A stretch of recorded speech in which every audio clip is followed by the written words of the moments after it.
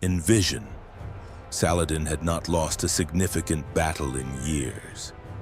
His army moved north from Egypt like a tide, 26,000 men, cavalry, archers, engineers, the most powerful force ever assembled against the kingdom of Jerusalem. They were not marching to fight. They were marching to collect.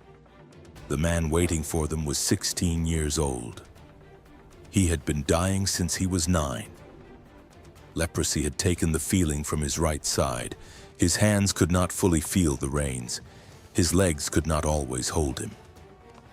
The disease was in its 9th year, and it was winning. When the council urged him to wait, he listened to every word.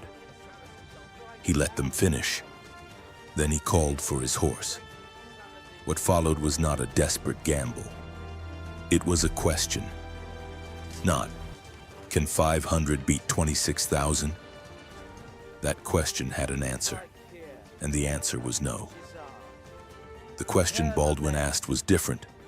Where exactly is Saladin? Right now. To find it, he sent scouts. And he waited, not with despair, with patience. The Templars from Gaza broke through to join him, and day by day, as Saladin's army spread further across the open country, the distance between its scattered pieces grew. Saladin had marched past Ascalon because he saw no threat. His army fanned across the coastal plain, raiding, gathering, unsaddling horses in the autumn warmth. No pickets where they should have been. No scouts watching the road south. An army that has stopped believing it faces danger moves differently, sleeps differently, sounds differently. Then the scout arrived. Saladin was camped near Montgisard. With him, 5,000 to 8,000 men. His horses down, his sentries comfortable. No formation readied. Baldwin read the report. Then he stood. 2 words. That is where they moved at dusk, quietly. No torches, no trumpets. 500 knights and several thousand infantry moving east through the November dark toward a valley they had never seen. By the time the light began to fail on the 25th, they had reached the ridge.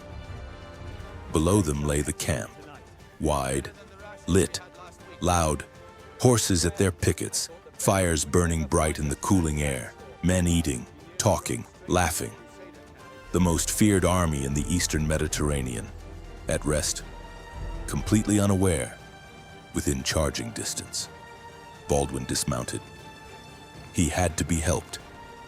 He knelt anyway on the stones of the ridge, his knights around him, the true cross raised. He did not pray for a miracle.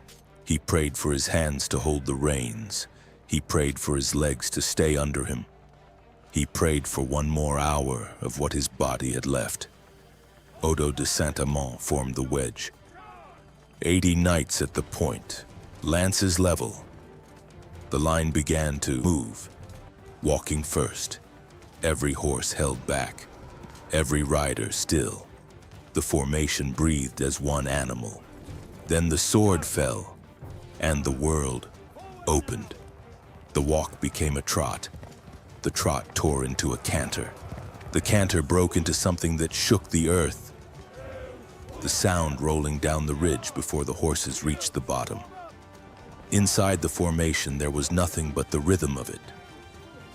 Hooves under you, iron around you, the point of the lance dropping, the camp coming up fast.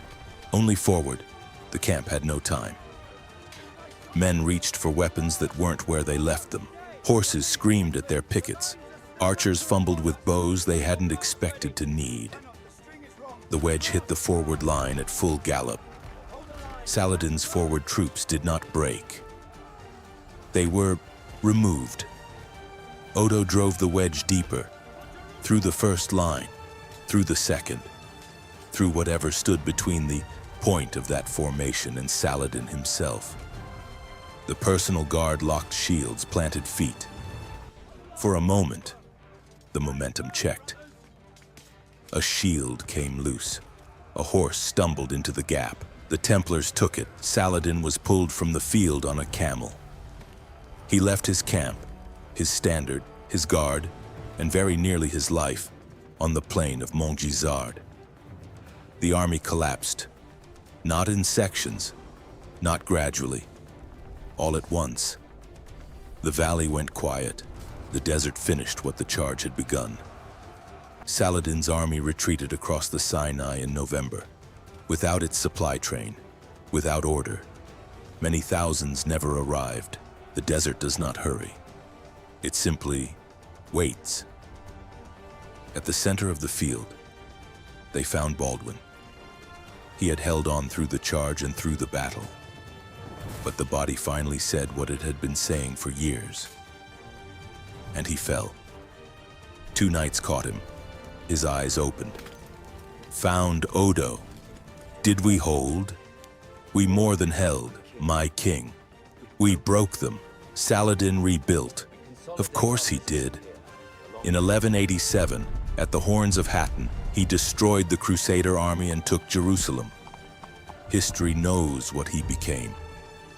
But November 25th, 1177, never fully left him. The memory of his camp, asleep, broken by a dying boy before anyone understood what was happening.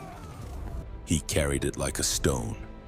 For the rest of his life, Baldwin IV died in 1185. He was 24. By the end, the disease had taken almost everything: sight, hands, face. He governed through regents as his body failed. Then he died, as he had lived, without complaint. He never got to know if the time he bought Jerusalem would be enough. It was not enough. But that afternoon on the ridge, he did not know that yet. In the short term, Jerusalem held. The frontier held. The army that had marched north to end the kingdom of Jerusalem dissolved in the Sinai and was gone. Montgisard is remembered as a battle of impossible odds. It was not that. It was a battle of exact timing. One army dispersed and sleeping. One army in exactly the right place. The odds were impossible only if you were counting the wrong numbers. Baldwin was counting different ones. There is still a ridge above that valley. The stones are still there. On the afternoon of November 25th, 1177, a 16-year-old king stood on those stones and looked down. All he knew was that Jerusalem was behind him, and he was still standing, and it was not yet dark. That was enough. That wasn't enough.